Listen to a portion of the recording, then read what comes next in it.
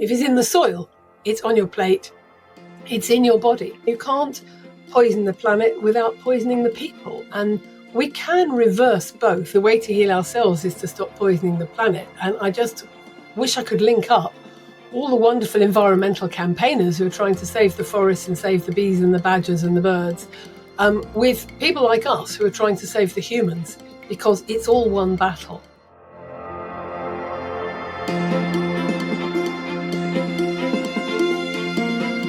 Hi, I'm Cary, and welcome to the Eat, Nourish, Love podcast. For over 20 years, I've created events, raised over 4 million for good causes, and been lucky enough to meet some incredible people along the way. This podcast is about exploring stories and insights that really shape us, with inspiring guests from wellness, business, self-care, and personal growth. It's about learning to trust our intuition and discovering what truly matters, and how, with hard work, belief, and tenacity, we can make so many things happen.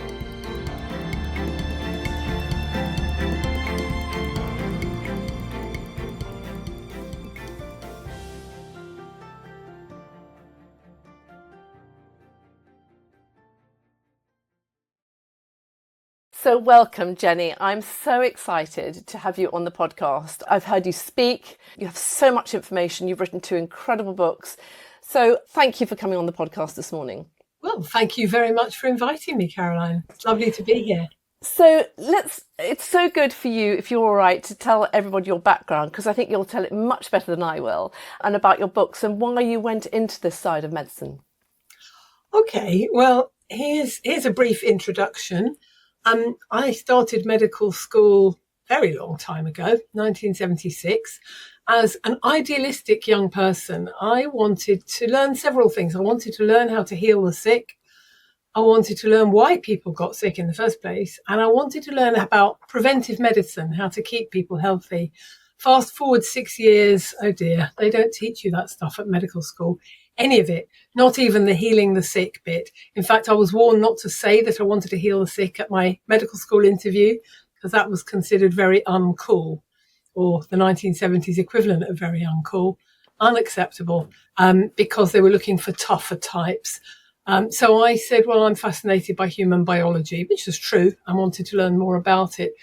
So yeah, I had to find my own way. I mean, I did work as a junior hospital doctor for a while. And I worked in A&E. Now, I liked working in A&E because it was the one branch of medicine where I felt I was doing absolutely the right thing. And orthodox medicine is very good at emergencies. You break your leg, you have a heart attack. That's what you want. So I liked A&E, but I really wanted to get to the root causes of illness. And I just wasn't able to learn that in that world. So I found myself for many years teaching medical sciences, anatomy, physiology, and so on, to practitioners of alternative medicine, people who were training to be homeopaths, herbalists, osteopaths, acupuncturists, and so on. So obviously I had a lot of contact with alternative medicine. And though I love it and admire it, I kept resisting their requests to train with them, like to become an acupuncturist, to become a homeopath, because I was still very attached to the basic sciences that I'd learnt. And I wanted to find a way to apply them. So fast forward again to the 1990s, the late 1990s, and I was very, very lucky to finally discover, having been in the wilderness for so long, the British Society for Ecological Medicine. And this was and is a wonderful bunch of doctors who were deeply disillusioned with giving out the drugs, as I was, the anti-drugs I call them, because all the groups of drugs begin with antidepressants, antihypertensives, anti-epileptics, anti-inflammatories, because the whole approach of mechanistic medicine is to fight the body's processes rather than get alongside the body and see, what it needs, what's it missing, what's in there that shouldn't be. So these wonderful people in the British Society for Ecological Medicine, bsem.org.uk, became my mentors, my teachers. That's where I learned everything I know. And they were getting to the root causes in terms of nutrition and environment. So nutritional medicine is the half that's about the good stuff that's missing. For lots and lots of reasons, we are missing all the good nutrients, partly because of intensive farming. The soil has been depleted of its minerals by decades of intensive over-farming and chemical farming. So even if you're eating your broccoli, for example, it has a fraction of the calcium and magnesium and other minerals that it would have had 60, 70 years ago. Because if they're not in the soil, they're not on your plate. And also, of course, because of the junk food industry and people being in too much of a hurry to cook. I'm sure your listeners are aware of all the factors that lead to poor nutrition. That's well known. The other half I've learned in ecological medicine is still much less well known. And that's not so much the good stuff that's missing, but the bad stuff that's got into our bodies. And in fact, one possible title I considered for my second book was What's Got Into You? How pollution is damaging our health and what we can do about it. Because since the Industrial Revolution, about 250 years ago in the UK, more recently in other countries, we have been synthesizing artificial chemicals. We've been making substances that don't occur in nature. And estimates of how many there are vary from 100,000 to 1 million. Now, the reason for that variation is we make about 100,000, but then they combine with each other in the atmosphere, the water and the soil. And so you've got all these unintentional synthetic chemicals out there as well. Now, our liver doesn't know how to detox them. We were not evolved with all these chemicals. We evolved very slowly. Biological evolution is a slow process. So we developed over millions and millions of years.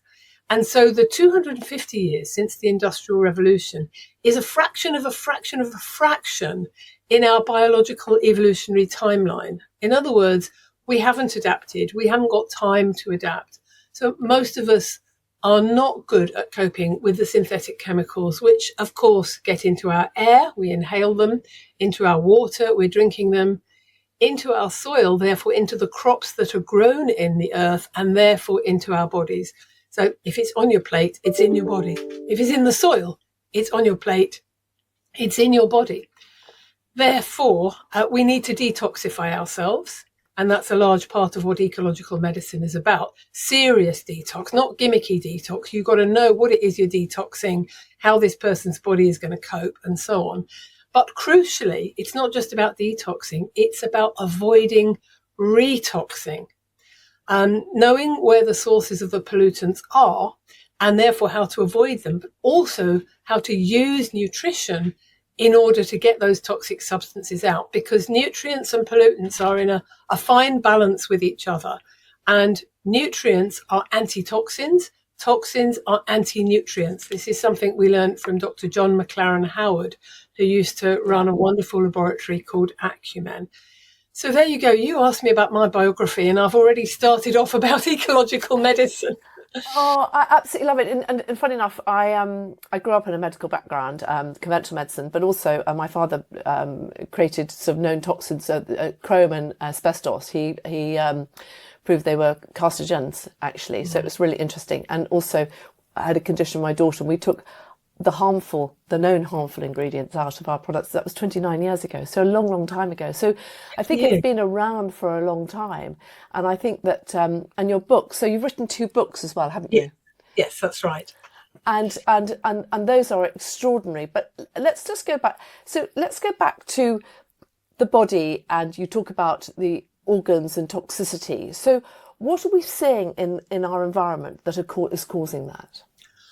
Okay, so I had to think long and hard about how to categorize these because, like I say, they're in 6-figure numbers. And if you categorize them according to chemical structure, you'd need a PhD in chemistry to make sense of it, and it would be deadly. So what I did, and I did it in this book, my second book, my more recent book, which is called Getting Healthy in Toxic Times. Brilliant book. Ecological Doctor's Prescription for Healing Your Body and the Planet, because, of course, our health and the health of Mother Earth are inextricably linked.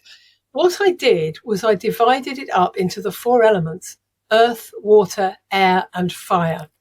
So in earth, I look at what are the pollutants in the soil, and they are primarily 3 categories: the pesticides, and I'm counting insecticides, herbicides, fungicides, all the biocides, and synthetic fertilizers, both of which have been used in agriculture for close to 100 years now, but extensively used since the end of the Second World War, because the government was in a panic about, can we supply enough food for our population?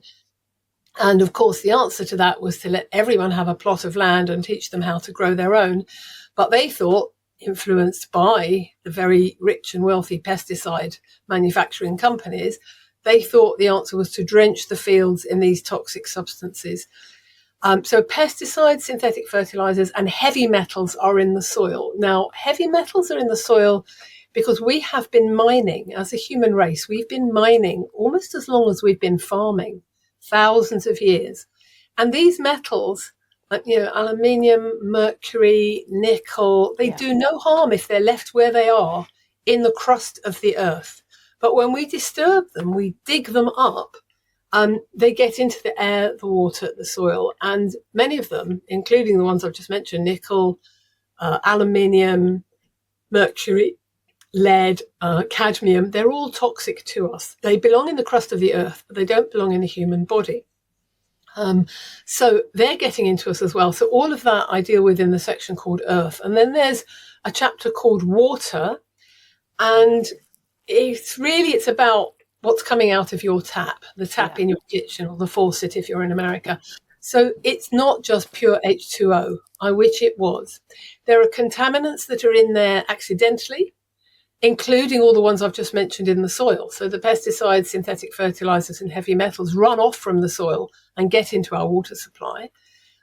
Similarly, if animals are injected with antibiotics, they get into the water supply. If your next door neighbor is taking antibiotics, antidepressants, God forbid, chemotherapy, anything like that, they're peeing, we all pee, and it goes into the water system, and the water companies cannot take it all out. So you're on the drugs that your next door neighbor is on if you're not filtering your water. So that's some of what's in the water, plus chlorine that in the UK they put in to kill dangerous bacteria. Now, you do need to kill dangerous bacteria. Supplying water to the households of millions of people is a complicated thing. If you haven't got a mountain spring in your backyard, you need piped water. But in the Netherlands, they sterilize their water by using ultraviolet light, which is, of course, how nature does it. It's from sunshine. So they have physical filters and then ultraviolet light. So they get rid of the toxic bacteria potentially in their water supply without putting any chlorine in. So, if you live in Holland, you're not being chlorinated. Many, many of our local authorities have now added fluoride to the water, as they don't do anywhere in Europe, because they're sensible, but they do all over North America because they're not. And we should come back to that later in the discussion because fluoride is a huge issue. That, if it isn't in your water now, it will be. And if you're in Birmingham, the West Midlands, or the Republic of Ireland, it's been in your water since 1964. And I have seen a disproportionate number of children from those places with developmental disorders of bone and brain, and incredibly high levels of fluoride when you test the urine, concomitantly vanishingly low levels of iodine, because fluoride and chlorine, as both being toxic halogens, they push out iodine, which is the essential halogen. The other thing that's in your water, and sadly in your soil and air as well, is microplastics. And this is a huge issue. Yeah. And I do go on in chapter 3 of the book about how to get the plastic out of your life and therefore out of your body, at least by not putting any more in. We can detox the plasticizer chemicals that make plastic soft and flexible, like BPA and the phthalates, PHTH phthalates. We can detox those, but we don't yet know any way to detox the actual nanoparticles and microparticles of plastic itself. All we can do is stop putting it in, and that means replacing all the plastic in our homes and our lives with non-plastic. So I go on about that in chapter 3, and I also there mention 2 other books, 2 really tiny practical books about how to get the plastic out of your life. So that's water.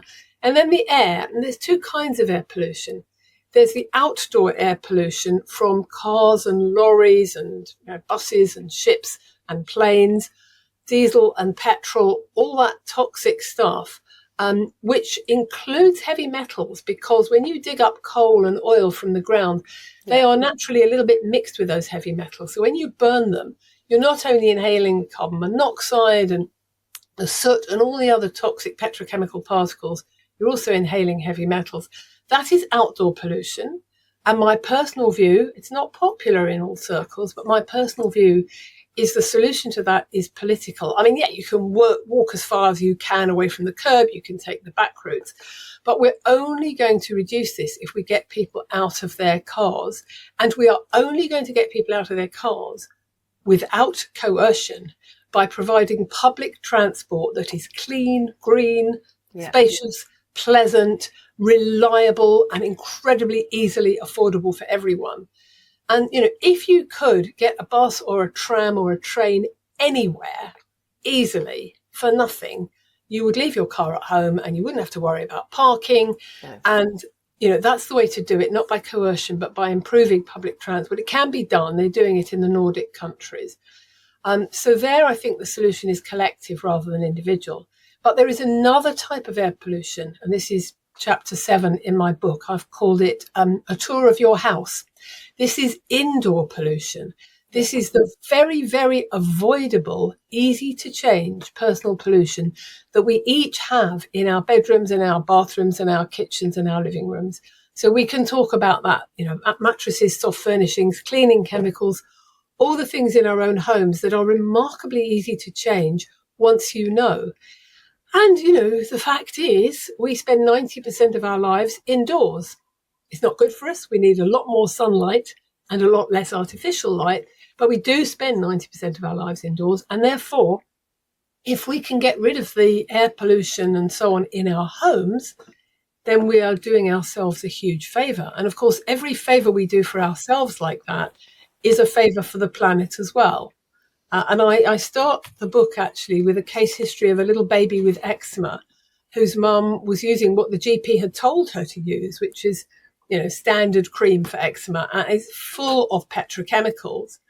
And I found the root of the eczema. It was food allergy to stuff the mum was eating and the baby was breastfeeding. So we sorted that out. But I still suggested some creams for her for when she inevitably forgot, slipped up with her diet, baby got a flare up. And that was a herbal cream. There's a long list of herbs in there, chickweed, chamomile, calendula, all of which help with eczema. But that herbal cream is made from entirely natural products, just from plants. So what you're doing is you're helping the baby with eczema, but you're also helping the planet. Because every time you buy one of these pharmaceutical products or anything plastic or synthetic fabrics, synthetic clothing like polyester, synthetic, not just clothing, cosmetics, as well as the obvious things like petrol and diesel in your car, you are supporting the petrochemical industry that is devastating the planet. I mean, wrecking the land and the livelihoods and the lives of people who live where they're digging it up, but also creating huge amount of toxic gases. I mean, everyone goes on about greenhouse gases and carbon and climate change, but we completely forget about the fact that the direct poisoning is probably killing us quicker, right? It's what's coming out of your car exhaust. I've got a long list. I think it's on page 101. That's from memory, an easy number to remember. Yeah, on page 101 of the book, this book, I've got a list of which toxic chemicals are in our outdoor air. And there's about 12 or 15 of them, and they're coming out of the car exhaust. And sometimes people say to me, hang on, carbon dioxide isn't on that list. And I say, well, no, it's not that it's not coming out of the exhaust pipe. Of course it is. But this is a list of toxic gases coming out of the exhaust pipe.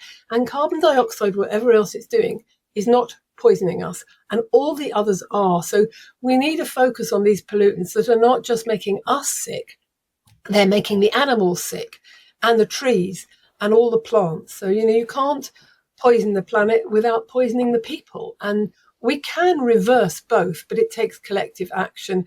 And I would just say one more thing about outdoor air pollution. Everybody's very excited about electric cars. I am not excited about electric cars. Firstly, the pollution from their brakes and their tyres is every bit as bad.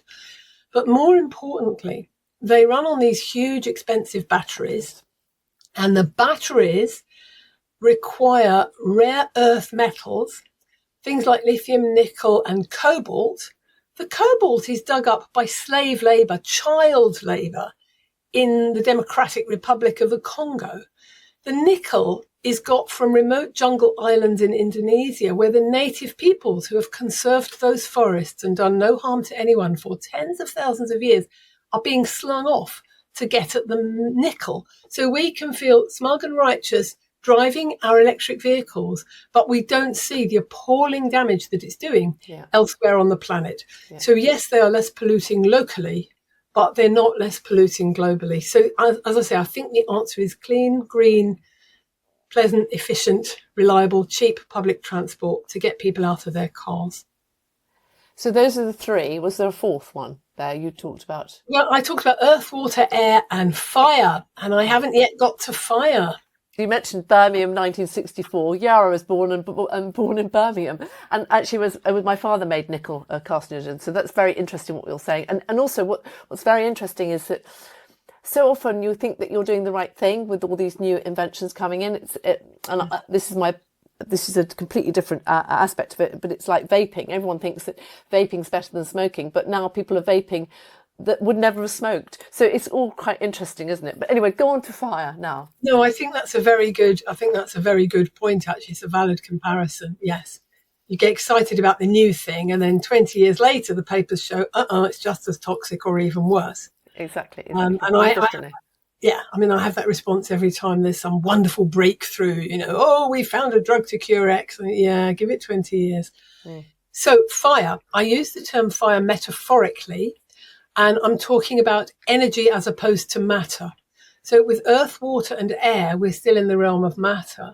But what I mean by fire is electromagnetic radiation. Right, now, there is a huge spectrum. You can't see, I'm spreading my arms wide. There's a huge spectrum of electromagnetic energy that exists in the cosmos, in space out there, from extremely short wavelength, high frequency at one end, that is gamma rays, then X-rays, then ultraviolet, then you get into the visible realm, light that we can see, then infrared, which is incredibly good for us. It's essential. Yeah. Then, as you progress towards longer wavelength and lower frequencies, you get into radio waves, radio frequency waves, and eventually into the really lethal stuff that's coming from our mobile phones, our Wi-Fi routers, Bluetooth, the cell phone towers that sprang up during lockdown like mushrooms after rain, with exactly the same amount of consultation with the public.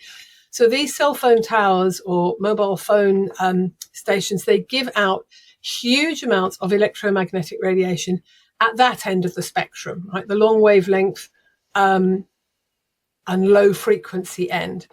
And for a long time, we've known for a long time that the other end of the spectrum, right, X-rays and gamma rays, are lethal for us, right?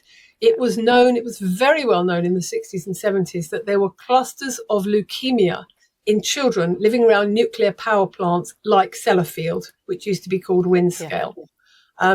The change of name is important because that's what British Nuclear Fuels did when everyone realised that Windscale was surrounded by children with leukemia. They changed the name to Sellafield. That's about the only change they made. But nuclear radiation is as dangerous as it ever was. There is nothing green about it. There is nothing sustainable or renewable about it. And it's still a major cause of cancer. So we have been told that's ionizing radiation. We know it knocks electrons out of atoms. That's supposedly how it does its damage. Therefore, we have been falsely reassured that at the opposite end of the spectrum, what we now call electromagnetic radiation, although that applies to the whole spectrum, right, the long wavelength and low frequency stuff that's coming out of your mobile phone and so on, we've been told that that's harmless because it doesn't knock electrons out of atoms. It's non-ionizing. It is non-ionizing, but it does damage us in other ways that are equally lethal.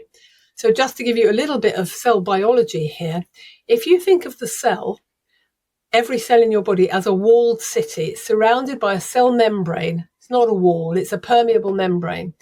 But ions, that is charged particles like potassium, sodium, calcium, magnesium, can't just go in and out willy-nilly. The cell has to let them in and let them out. And to do this, it has portals, like guarded gates at intervals around the membrane that I'm calling the city wall. Now, the signal for the cell to let an ion, that's a charged atom, in or out, is an electrical signal, a really subtle one. And with a really subtle signal, these portals, which are called voltage-gated calcium channels, in the case of calcium, or voltage-gated ion channels in general, will open and let in 1 or 2 ions of calcium. Now, that calcium coming in is a message. It's bringing a message. And it's only in tiny quantities. This is how our cells communicate with each other. It's quite remarkable. But if you're in the vicinity of a mobile phone that's turned on, that's a massive electrical signal. And the voltage-gated calcium channel will be forced open wide. Vast amounts of calcium will flood into the cell. And that is dangerous because calcium is meant to be primarily an extracellular ion. It lives outside the cell. Magnesium lives inside, calcium lives outside, 95%. So by letting all this calcium into the cell, you're causing huge problems, along with oxidative stress, which electromagnetic radiation also causes. And once it's in the cell, that calcium binds with protein and you cannot get it out. Even with intravenous magnesium treatment, you can't get it out. And in every serious disease, you find this raised calcium level inside the cell. So that's just one of the mechanisms by which we know that cell phone radiation is doing us untold damage. Now, if I take you back to 1979, on the neurology ward at the hospital in Chapel Allerton in Leeds, I was doing neurology rotation, so diseases of the nervous system. And there was a chap with a brain tumour. This is 1979. And the consultant was so excited about this because it was so rare that he summoned medical students from all over the city, not just those doing neurology, those doing surgery, orthopedics, other forms of medicine, whatever they were doing. Come and see this chap because this is rare. So, of course, the patient gets completely ignored in all this. He's just an interesting case. That was the style of the day. It hasn't completely changed, but it's improved a bit. We were all around this bed and CT scans had recently been invented and the consultant was pointing to the scan. Look, you can see on the brain where the tumour is. That's why he can't have any sensation in his right arm. That's why he can't move his right arm, blah, blah.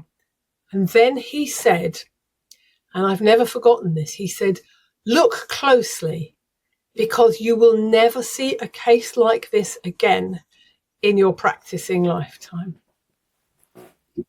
That's how rare brain tumours were in 1979. He said, you will never see this again. That's why he wanted everyone to see it. And of course, we all know people with brain tumours. We all know people who've sadly died of brain tumours. Not everyone does, but, you know, it's a bit of an epidemic. I mean, we know that cancer, diabetes, dementia, heart disease, autoimmunity, we know these are epidemics. But brain tumours are very frightening, and it's primarily among the young, and it's primarily among young men. And they have done studies showing that 90% of the time, the tumour is on the same side of your head where you hold your mobile phone, because we're irradiating our brains and we are subjected to a level of artificial electromagnetic radiation, something like 1 trillion times what we were evolved to cope with. So in chapter 6 of the book, I give loads of simple, practical ways you can protect yourself without losing contact with all your friends and colleagues. You can still use your mobile phone, but there are protective cases you can use. You can keep it at a distance from you, because if it's touching your head, it's really dangerous. And actually, the manufacturers do say so.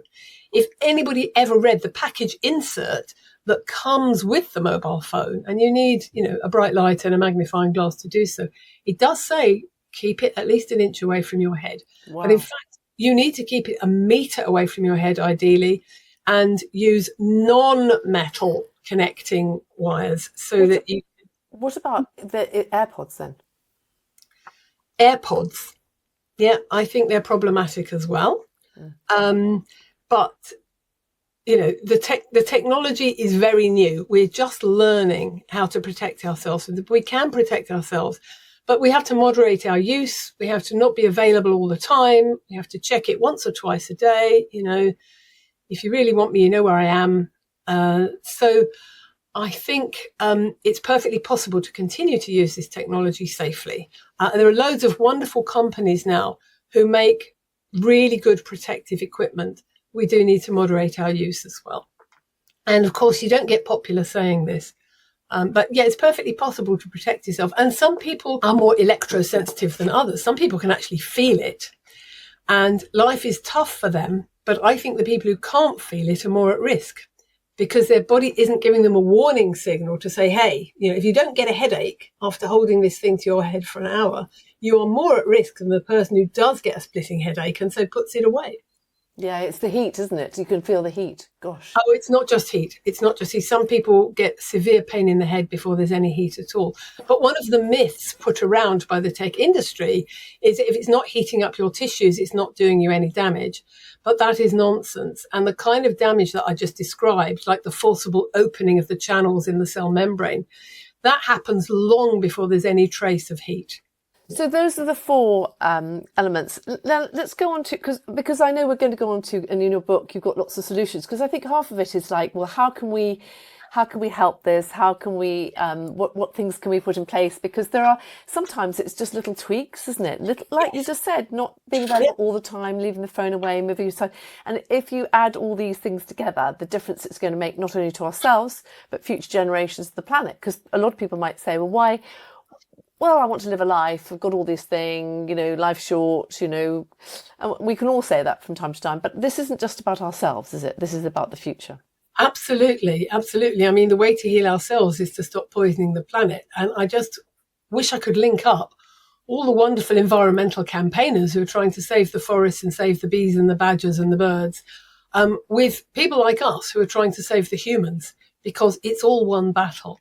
There are loads of things you can do, and I would say every little helps. It really does make a difference. Now, what I say in the conclusion to my book is don't try and make all the changes at once. Don't get overwhelmed. Make one change every week, and you will feel the improvement, and you'll be helping the planet as well. Right? You don't have to do everything all at once, and you also don't have to get it 100% right. If you make 80% of the changes I suggest in the book, you'll be making a huge difference to your own health and your family's health. So in terms of what to do, the first thing is awareness, right? If you know where all these pollutants are coming at you from, you can avoid the vast majority of them. You really can. So second thing is, this is about avoiding pesticides, particularly glyphosate. And I do have a long section about glyphosate in the book. And I recommend Stephanie Seneff's wonderful book called Toxic Legacy, which is all about glyphosate. You can avoid 95% of exposure to these pesticides simply by eating organic. And I mean soil association approved organic, right? So if you're eating any fruit, vegetables, eggs, cheese, meat, whatever it is, beans, pulses, nuts, seeds, grains, make sure it's soil association approved organic, and then you won't be eating pesticides. Your other sources of exposure are if your local council is still spraying herbicides on the grass verges and the park, and there's a huge campaign to stop this happening. It actually did largely stop in lockdown. That was one of the bright sides. And the councils realised that they could save money by not doing it. So that's why we've got these lovely little bits of wildflower meadow on the verges and so on. So that's a silver lining in that cloud. But also many councils have been persuaded to stop spraying by a campaign by Pesticide Action Network, PAN UK. PAN UK are fabulous. I learned a lot from them. And, if your local council is still spraying, get in touch with PAN UK in Brighton and they will send someone to help you start a campaign to stop your local council spraying. And you just convince your local council that they'll save money and they'll stop spraying. But the main thing is your own food intake. And I need to address the objections that people always raise when I say you've got to eat organic. Firstly, people say it's expensive. Yeah, it is more expensive. It shouldn't be.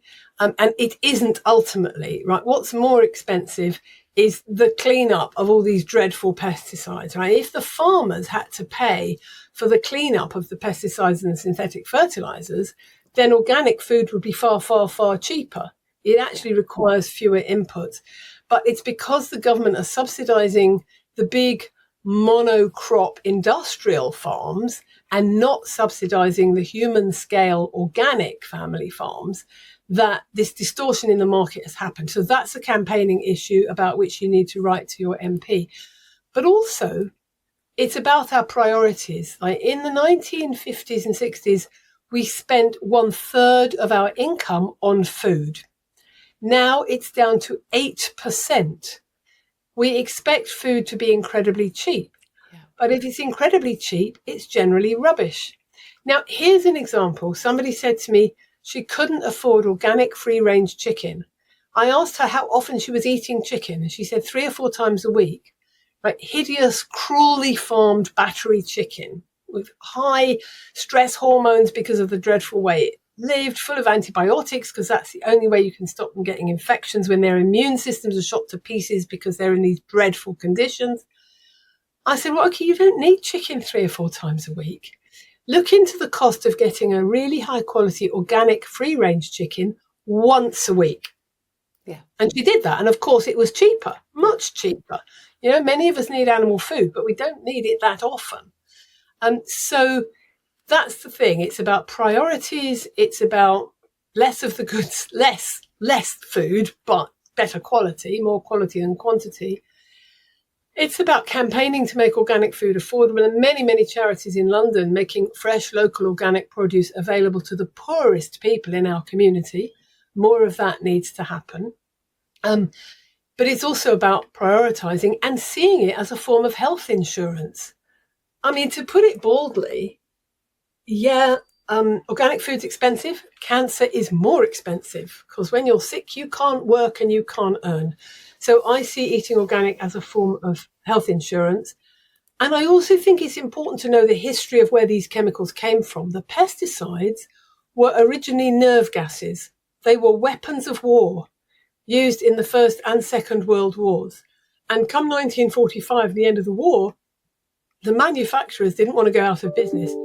So they repurposed their nerve gases and called them pesticides, herbicides, fungicides, insecticides, and so on. And they kill living things. They're strongly, strongly implicated in cancer, in endocrine disruption. That's, everything from premenstrual tension to prostate cancer to breast cancer. And of course, they are neurotoxic.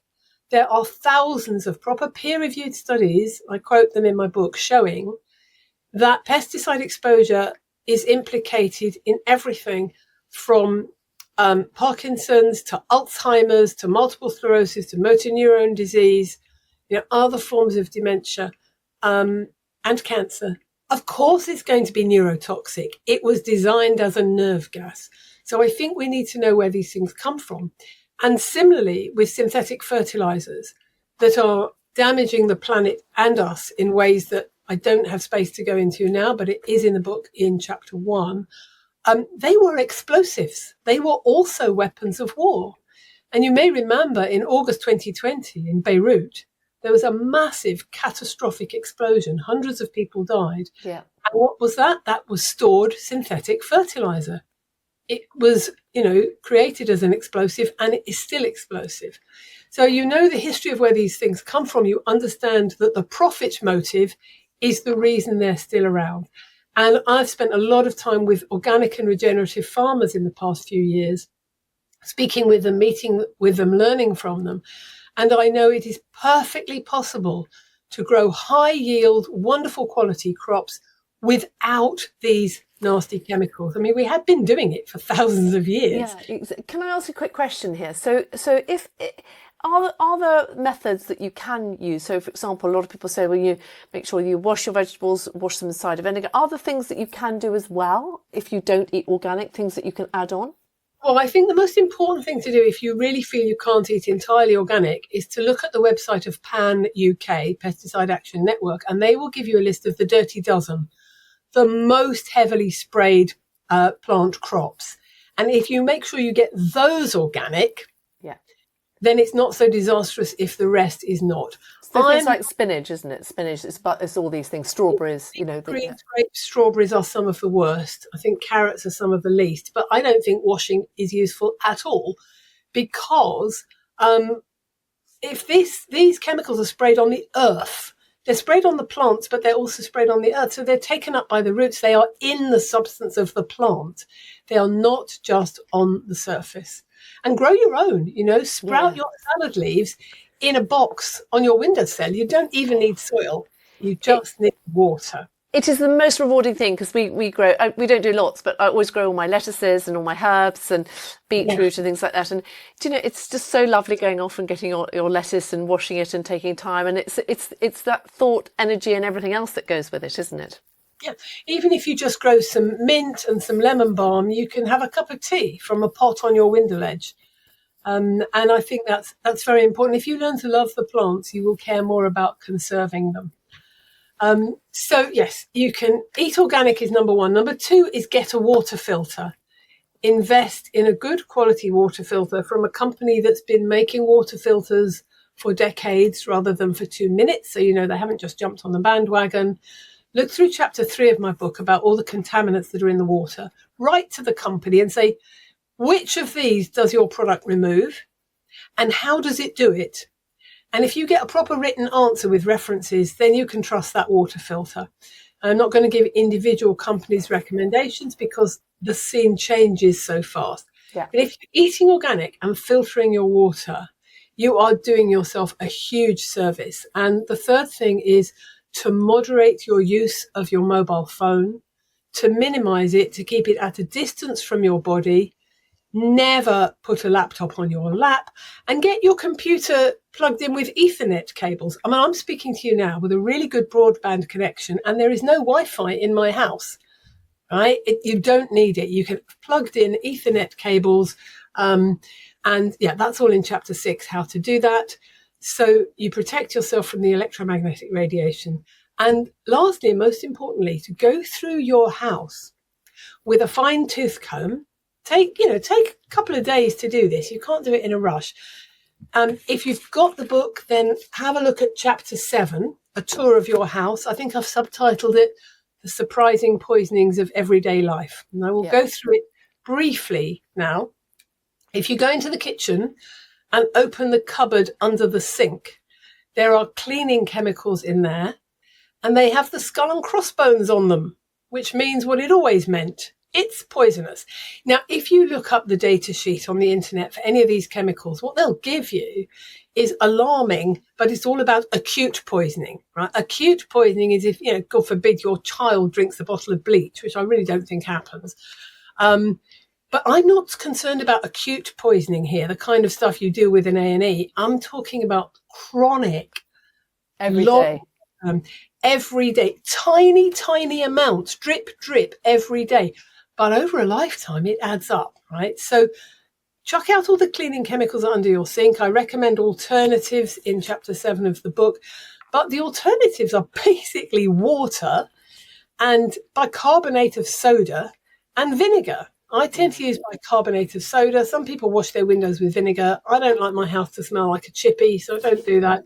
But honestly, elbow grease, meaning, rub hard, and a hot, damp cloth will clean most things.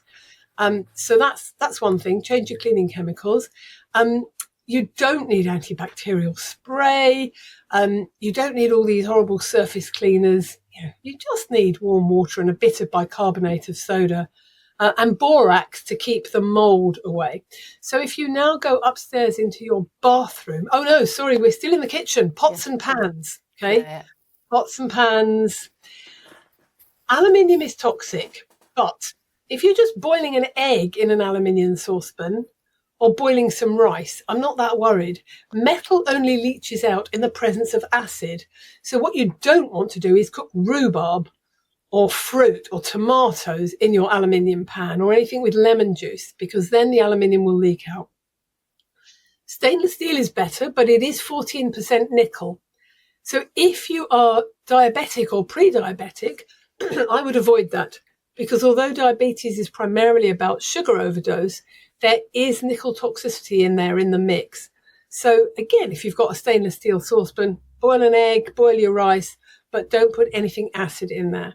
Similarly, if you're cooking, say, some fish in the oven, if it's in a metal dish, don't squeeze lemon juice on it.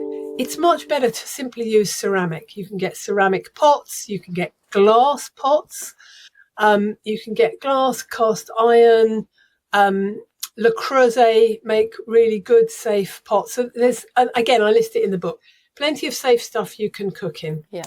All right, let's go upstairs to the bathroom, open those bathroom cabinets. Ladies, but also increasingly gentlemen, we're putting lots of petrochemicals on our skin.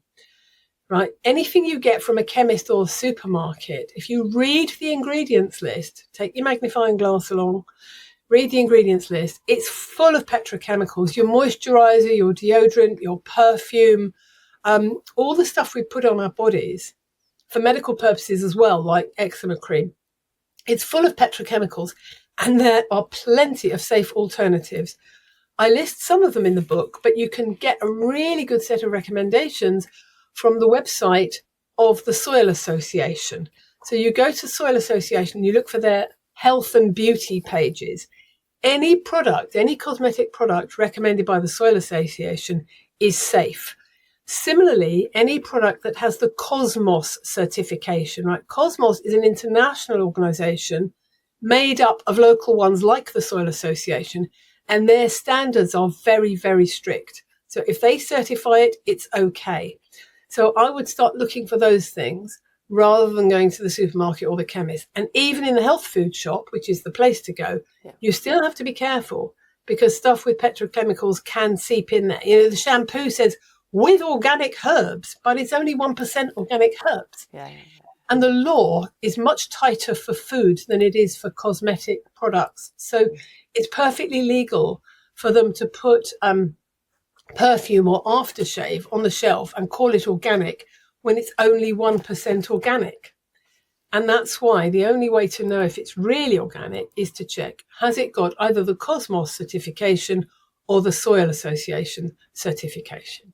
And I mean, perfume, commercial perfume is largely petrochemical, and it's got benzene in it, and benzene's associated with leukemia. And, you know, only some of the ingredients in the perfume are listed, right? If it constitutes less than 1% of the perfume, it doesn't even have to be listed. And the Environmental Working Group in the States found that most perfumes contained at least 14 unlisted ingredients, and they were all toxic petrochemicals. So just get essential oils, you know, a little glass bottle of essential oils, organic essential oils, rosemary, lavender, lemongrass, jasmine, frankincense. These are all wonderful smells. This is what perfume was before the Industrial Revolution. Exactly. And, you know, it's quite interesting because also there was something when one of our dogs had an ear infection, and I was speaking to a canine nutritionist, and she said to me, do you burn scented candles in your home? And it's just quite interesting because she was talking about how actually our animals are now affected by these things as well. Thank you so much. It's been we've met before, but it was so lovely to meet today and to share this conversation. And I'm sure our listeners will get so much from it. But thank you for reminding me of all these things and being such a force of good. Thank you, Jenny, so much.